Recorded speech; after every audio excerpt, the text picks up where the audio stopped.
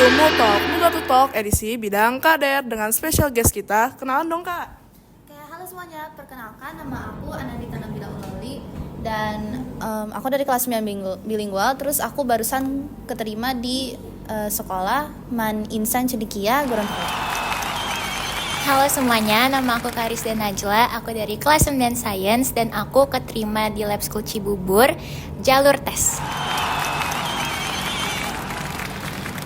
Nah, karena sesi perkenalan sudah, kita lanjut ke wawancara ya. Pertanyaan pertama nih, apa yang kamu rasain setelah keterima di sekolah impian kamu?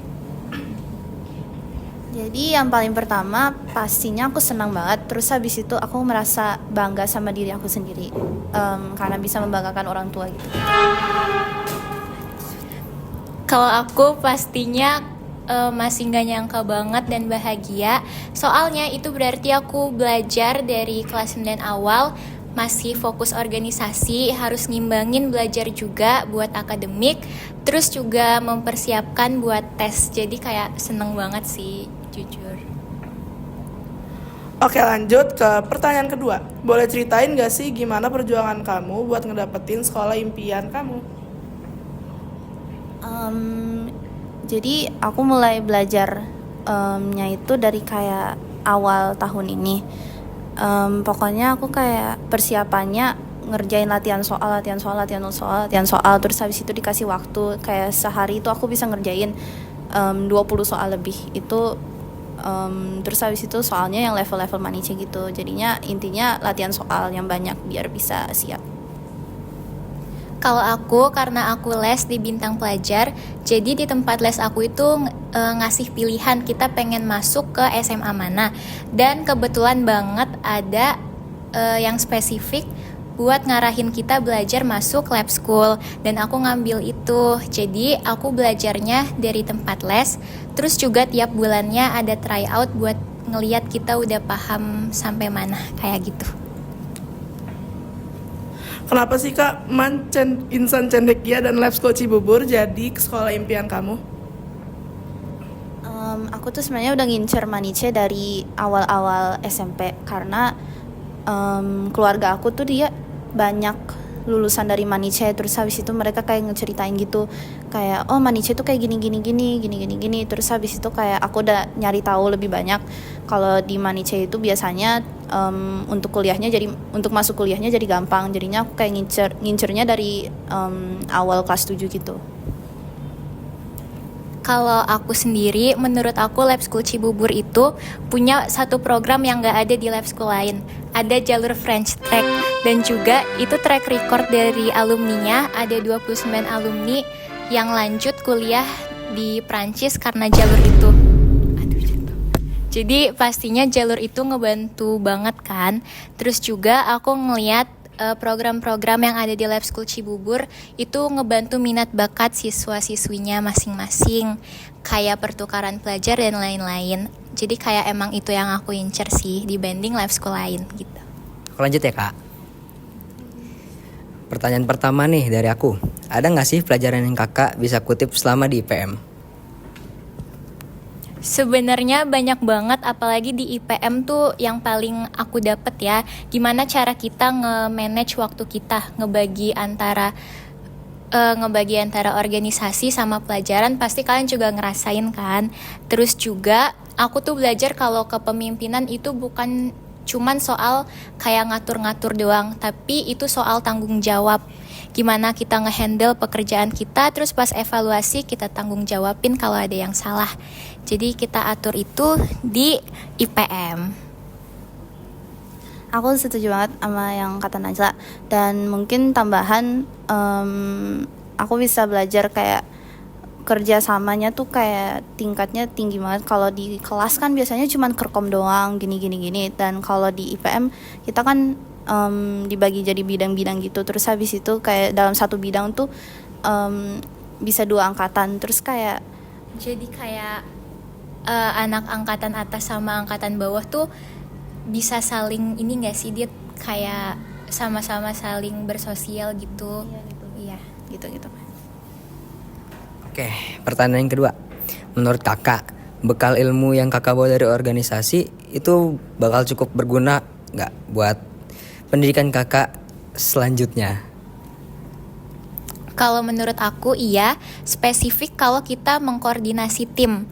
Kalau misalnya sekarang kan kayak misalnya El Rafif ya, dia udah jadi ketua bidang kader.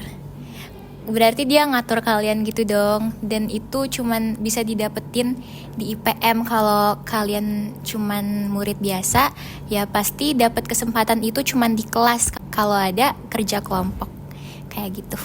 Kalau Dita? Sebenarnya aku setuju sih sama yang Najla, kayak kan tadi aku udah ngomongin kalau kita sebidang itu kita teamworknya tuh gitulah, pokoknya gitulah, teamworknya kita tuh harus strong gitu, harus ya gitu. Oke, pertanyaan yang ketiga. Selama masa sekolah, kakak pernah gak sih merasa gak pede dengan diri kakak sendiri? Yang dimana saat teman kakak punya pencapaian tersendiri, kakak masih nyari solusi. Kalau pernah, gimana kakak ngatasin hal itu?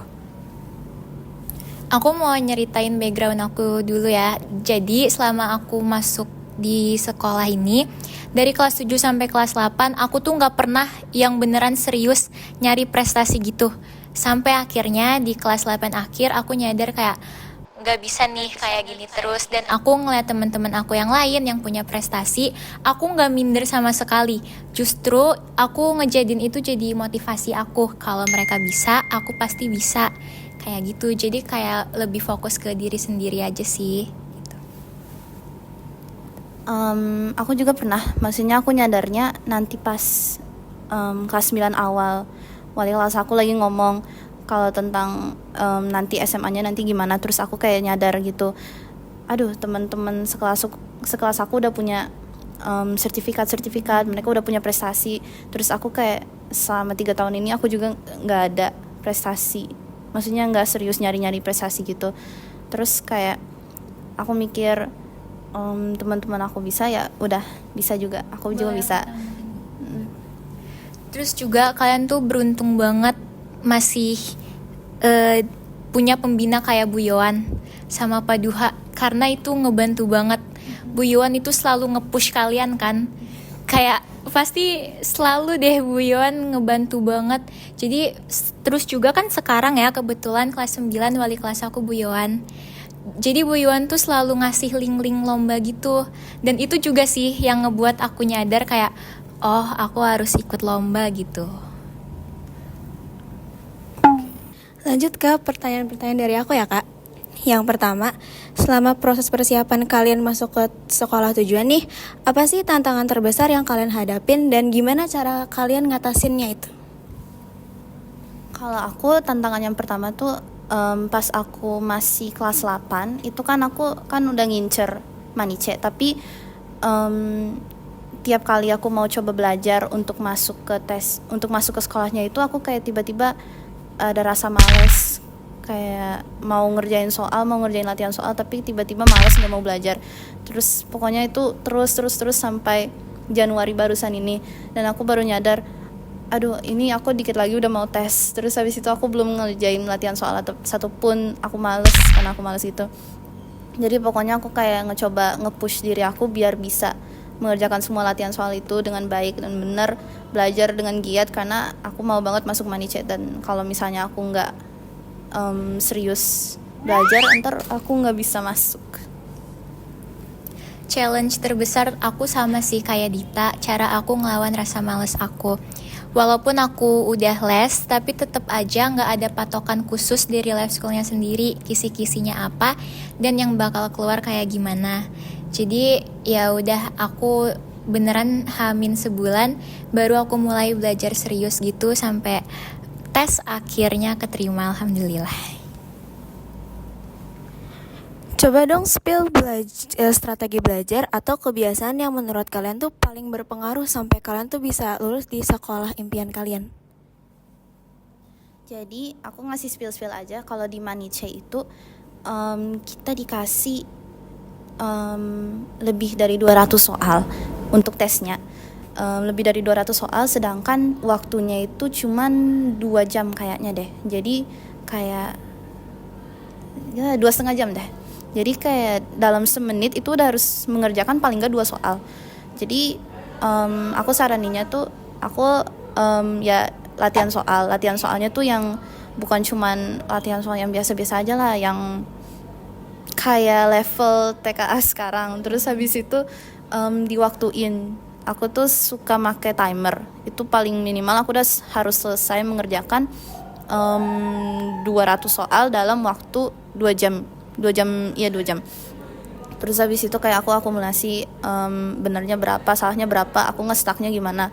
Dan aku ngerjainnya yang soal-soal bahasa Indonesia gitu. Aku yang matematika aku terakhirin aja biar lebih lama waktunya. Terus habis itu H-1 tesnya itu yang penting kalian itu tenang-tenang aja gitu. Kayak jangan belajar, jangan begadang, pokoknya fun-fun aja, kayak healing gitu. Menurut aku konsisten aja sih, nggak perlu yang nge-push belajar tiap hari. Kalau misalnya kalian belajar tiap hari pun 1-2 jam aja itu udah cukup banget. Jadi dari 1-2 jam itu belajar satu materi. Jadi kan kalau dikumpulin pasti banyak ya. Dan kayak hamin seminggu, kalau aku sih baru aku nyari latihan soal dari YouTube, banyak kok, nggak perlu dari les juga gitu sih. Nah, kalian ini kan udah lolos ke sekolah impian kalian masing-masing kan? Apa sih ekspektasi terbesar kalian terhadap diri sendiri ke depannya? Pokoknya aku mau mempersiapkan diri aku yang lebih baik lagi biar bisa masuk ke kuliah impian. Dan aku juga maunya bisa mengikuti materinya dengan benar. Aku juga mau lebih aku juga mau berorganisasi juga di sana, gitu ya. Kalau aku, harapan aku di SMA nanti, semoga aku bisa ngeraih prestasi yang lebih banyak. Semoga aku bisa keep it level aku sama teman-teman aku nanti. Terus juga semoga, doain aku ya, semoga aku keterima program exchange student. Amin. Ya, pokoknya kayak gitu.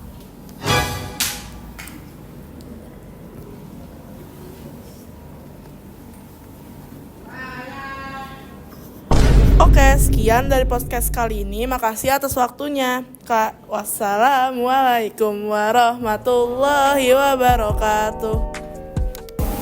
Yang mahkota aku